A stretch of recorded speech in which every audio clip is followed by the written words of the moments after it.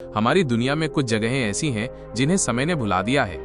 ये वो स्थान है जहां इंसान की सबसे बड़ी महत्वाकांक्षाएं उसके सबसे बुरे दुःस्वप्न में बदल गईं। ये शहर, ये घाटियां, ये रेगिस्तान आज भी एक अदृश्य और खामोश दुश्मन की गिरफ्त में है विकिरण। ये दुनिया की सबसे रेडियो एक्टिव जगह है, वो स्थान जहां एक गलती, एक निर्णय या एक रहस्य ने हमेशा के लिए जमीन के एक टुकड़े को जहरीला बना दिया।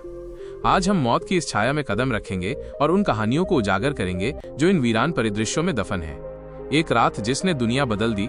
26 अप्रैल 1986, यूक्रेन का प्रिप्यात शहर। रात के 1:23 बजे चेरनोबिल न्यूक्लियर पावर प्लांट के रिएक्टर नंबर 4 में एक विनाशकारी विस्फोट हुआ।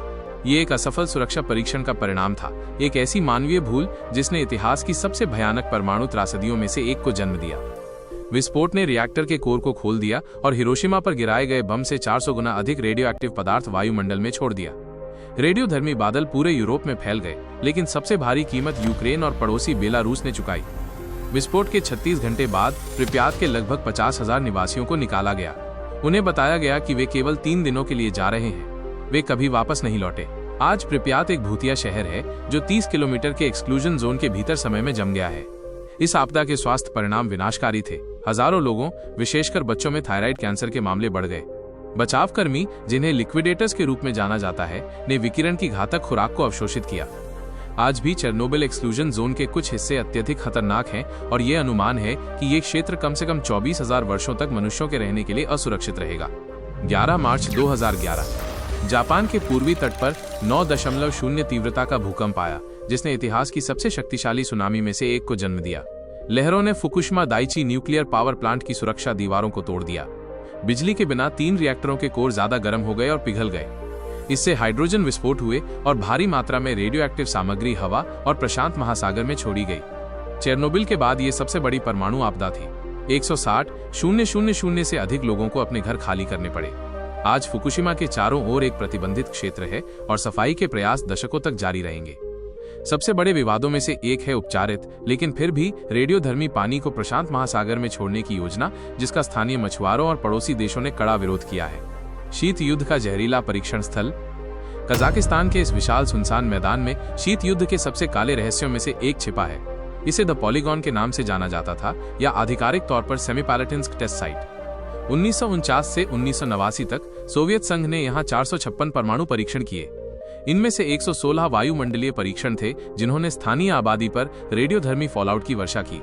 लोगों को इस खतरे के बारे में कभी सूचित नहीं किया गया था। इन परीक्षणों का प्रभाव कई पीढ़ियों तक महसूस किया गया है। इस क्षेत्र में कैंसर, हृदय रोग और जन्म दोषों की दरें असामान्य रूप से अधिक हैं। 1980 के दशक के अंत में नेवादा सेमीपैलेटिन्स्क नामक एक शक्तिशाली जमीनी स्तर पर परमाणु विरोधी आंदोलन उभरा।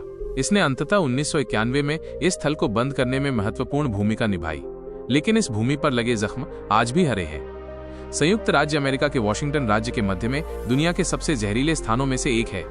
यह हनफोर्ड साइट है, जो कभी मैनहट्टन प्रोजेक्ट का एक महत्वपूर्ण हिस्सा था।